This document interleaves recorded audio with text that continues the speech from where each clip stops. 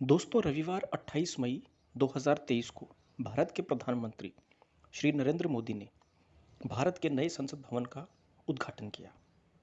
यूं तो नया संसद भवन पुराने संसद भवन से कई मायनों में अलग है, लेकिन सबसे बड़ी चीज जो इसे अलग बनाती है और महत्वपूर्ण बनाती है, वो है नए संसद भवन में सेंगोल की स्थापना।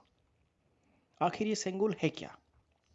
सेंगोल एक स्वर्ण परत वाला राजदंड है, जिसे भारत के नए संसद भवन में 28 मई 2023 को प्रधानमंत्री श्री नरेंद्र मोदी के द्वारा स्थापित किया गया है। इसका इतिहास चोल साम्राज्य से जुड़ा हुआ है। सेंगोल जिसे हस्तांतरित किया जाता है, उससे न्यायपूर्ण शासन की उम्मीद की जाती है। ऐसा दावा है कि स्वतंत्रता प्राप्ति के पश्चात तत्कालीन वायसराय लॉर्ड माउंटबेटन ने भारत गणराज्य के पहले प्रधानमंत्री श्री जवाहरलाल नेहरू को यह सौंप दिया था। बाद में इसे इलाहाबाद संग्रहालय में रख दिया गया। सेंगोल सोने और चांदी से बना है, जिस पर सोने की परत चढ़ी होती है। अब बात करते हैं इस शब्द की उत्पत्ति के बारे में। सेंगोल शब्द दो तमिल शब्दों सेम्मई और कोल से मिलकर बना है। सेम्मई का अर्थ है नीतिपरायणता और कोल का अर्थ है छड़ी।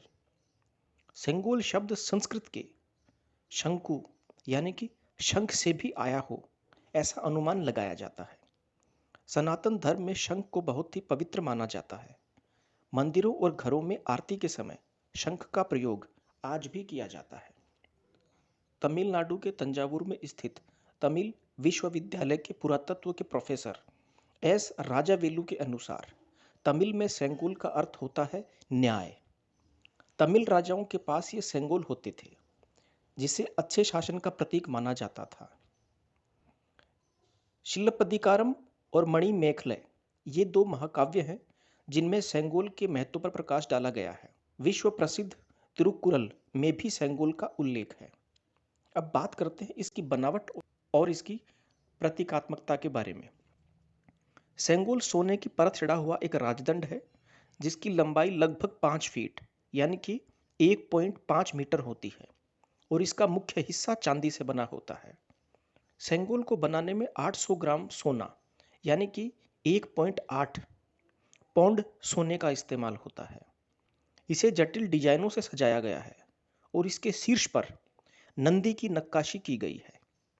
नंदी हिंदू धर्म में एक पवित्र पशु और शिव का वाहन है। इसे धर्म के प्रतीक के रूप में भी देखा जाता है, जिसे पुराणों में एक बैल के रूप में व्यक्त किया गया है। नंदी की प्रतिमा इसका शैव परंपरा से जुड़ाव भी दर्शाती है। हिंदू और शैव परंपरा में नंदी समर्पण का प्रतीक है। यह समर्पण राजा और प्रजा दोनों के राज्य के प्रति समर्पित होने का वचन है। दूसरा, शिव मंदिरों में नंदी हमेशा शिव के सामने स्थिर मुद्रा में बैठे दिखाई देते हैं। हिंदू मिथकों में ब्रह्मांड की परिकल्पना शिवलिंग से की जाती रही है। इस तरह नंदी की स्थिरता शासन के प्रति अडिग होने का प्रतीक भी है। इसके अतिरिक्त नंदी के नीचे वाले भाग में देवी लक्ष्मी और उनके आसपास हरियाली के तौर पर फूल पत्तियां, बेल बूटे उकेरे गए हैं, जो कि राज्य की संपन्नता को दर्शाती हैं। अब बात करते हैं इतिहास में सेंगोल के महत्व के बारे में। प्राचीन काल में भारत में जब राजा का राज्याभिषेक होता था, तो विधि पूर्वक राज्याभिषेक हो जाने के बाद राजा राजदंड लेकर राज सिंहासन पर बैठता था। राज सिंहासन पर बैठने के बाद वो कहता था कि अब मैं राजा बन गया हूँ। अदंड्योवस्मी अदंड्योवस्मी अदंड्योवस्मी, यानी कि मैं अदंड्य हूँ, मैं अदंड्य हूँ, मैं अदंड्य हूँ, अर्थात मुझे कोई दंड नहीं दिया जा सकता। तो पुरानी विधि के अनुसार राजा के पास एक सन्यासी खड़ा होता था, लंगोटी पहने हुए। उसके हाथ में एक छोटा पतला सा पलाश का डंडा रहता था। वो उससे राजा पर 3 बार प्रहार करते हुए कहता था कि राजा, ये अदंड्योवस्मी अदंड्योवस्मी अदंड्योवस्मी गलत है, दंड्योवसी दंड्योवसी दंड्योवसी सही है, यानी कि राजा को भी दंड दिया जा सकता है। चोल काल के दौरान ऐसे ही राजदंड का प्रयोग सत्ता हस्तांतरण को दर्शाने के लिए किया जाता था। उस समय पुराना राजा नए राजा को इसे सौंपता था। राजदंड सौंपने के दौरान 7वीं शताब्दी के तमिल संत संबंध स्वामी द्वारा रचित एक विशेष गीत का गायन भी किया जाता था। कुछ इतिहासकार मौर्य वंश, गुप्त वंश और विजयनगर साम्राज्य में भी सेंगोल का प्रयोग किए जाने की बात स्वीकार करते हैं। ऐसा कहा जाता है कि वायसराय लॉर्ड माउंटबेटन ने पंडित जवाहरलाल नेहरू से एक सवाल किया था कि ब्रिटिश से भारतीय हाथों में सत्ता के हस्तांतरण के प्रतीक के रूप में किस समारोह का पालन किया जाना चाहिए। इस प्रश्न ने नेहरू को वयोवृद्ध स्वतंत्रता सेनानी सी राजगोपालाचारी से परामर्श करने के लिए प्रेरित किया। सी राजगोपालाचारी ने चोलकालीन समारोह का प्रस्ताव दिया, जहां एक राजा से दूसरे राजा को सत्ता का हस्तांतरण उच्च पुरोहितों की उपस्थिति में पवित्रता और आशीर्वाद के साथ पूरा किया जाता था।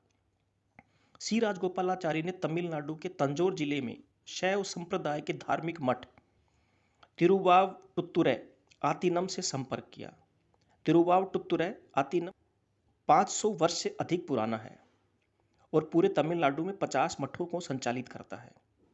अधीनम के नेता ने तुरंत 5 फीट लंबाई के सेंगोल को तैयार करने के लिए चेन्नई में सुनार वुम्मिदी बंगारू चेट्टी को नियुक्त कर दिया। वुम्मिदी बंगारू चेट्टी ने सेंगोल तैयार करके अधीनम के प्रतिनिधि को दे दिया। अधीनम के नेता ने वह सेंगोल पहले लॉर्ड माउंटबेटन को दिया, फिर उनसे वापस लेकर 15 अगस्त 1947 के शुरू होने से ठीक 15 मिनट पहले स्वतंत्र भारत के प्रथम प्रधानमंत्री जवाहरलाल नेहरू को दे दिया। 28 मई 2023 को वर्तमान प्रधानमंत्री श्री नरेंद्र मोदी ने उसे नए संसद भवन में लोकसभा के अध्यक्ष के आसन के ठीक पास स्थापित कर दिया।